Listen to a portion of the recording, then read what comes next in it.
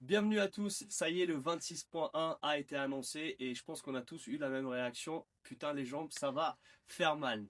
Donc, je vous le présente rapidement, même si tout le monde l'a déjà vu et revu. Si vous n'avez pas vu l'annonce, allez regarder ça, c'est assez impressionnant ce que fait Colton Mertens.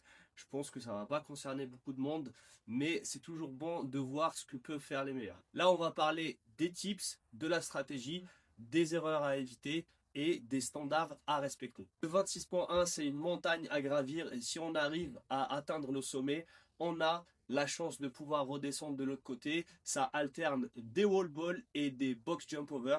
Et à un moment, vous allez voir que c'est plus des box jump over, mais c'est des step over avec la fameuse balle. Premier point à garder en tête, le volume total sur les wall balls. 246 reps, c'est presque deux fois un carène. Donc le volume est immense et vos jambes vont souffrir pendant plusieurs jours.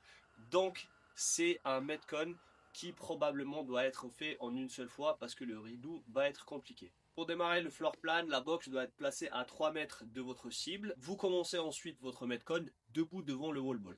Un petit parcours rapide sur les standards. Vous connaissez le wall ball, vous l'avez face au visage. Quand vous faites votre squat, vous cassez bien la parallèle.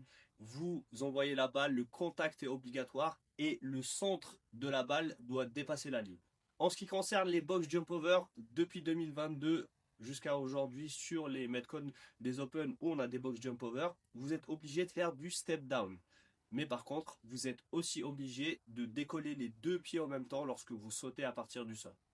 Et dernier mouvement, petite nouveauté cette année, les med ball box step over. Donc vous devez faire des box step over comme on fait d'habitude, mais cette fois-ci, vous avez la balle à transporter avec vous. Alors, quelques points importants sur les standards des med ball box step over. Comment est-ce qu'on peut tenir la balle? Vous pouvez la tenir devant vous, ici, avec les deux mains au contact de la balle. Vous pouvez, la mettre sur l'épaule et là, vous avez le droit d'avoir un seul contact avec la balle. Par contre, vous ne pouvez pas vous appuyer sur la hanche ou les jambes avec la balle. Hop, ça, c'est interdit. Donc, on peut tenir ici ou la même chose ici. Et comme pour tous les box step over, les deux pieds doivent toucher le haut de la box et ensuite toucher le sol avant de repartir. Si vous faites partie du top 1%, votre objectif c'est de tout faire unbroken. Ça ne va pas concerner énormément de personnes, donc ceux qui veulent tout faire unbroken, vous n'avez pas besoin de ma vidéo. Pour la plupart des gens, il va falloir breaker les wall balls, donc n'hésitez pas à le faire le plus tôt possible au lieu d'aller dans le rouge et d'être obligé de faire des breaks. Ce sera plus intelligent, comme ça vous garderez suffisamment d'énergie pour vous pousser vers la fin du cap. Le plus important avec les breaks, c'est de faire en sorte qu'ils soient les plus courts possibles. Donc n'hésitez pas à faire plusieurs breaks, mais minimisez le temps de pause. 12 minutes, ça reste quand même assez long, donc ne partez pas trop fort. Essayez de vous projeter et de gérer votre effort dès le départ. En ce qui concerne les box jump over, vous avez l'obligation de faire du step down. Donc vous pourrez gérer votre effort, mais ne vous endormez pas dessus parce que si vous passez beaucoup de temps au sol à chaque fois, ça vaut beaucoup plus de breaks sur les wall balls.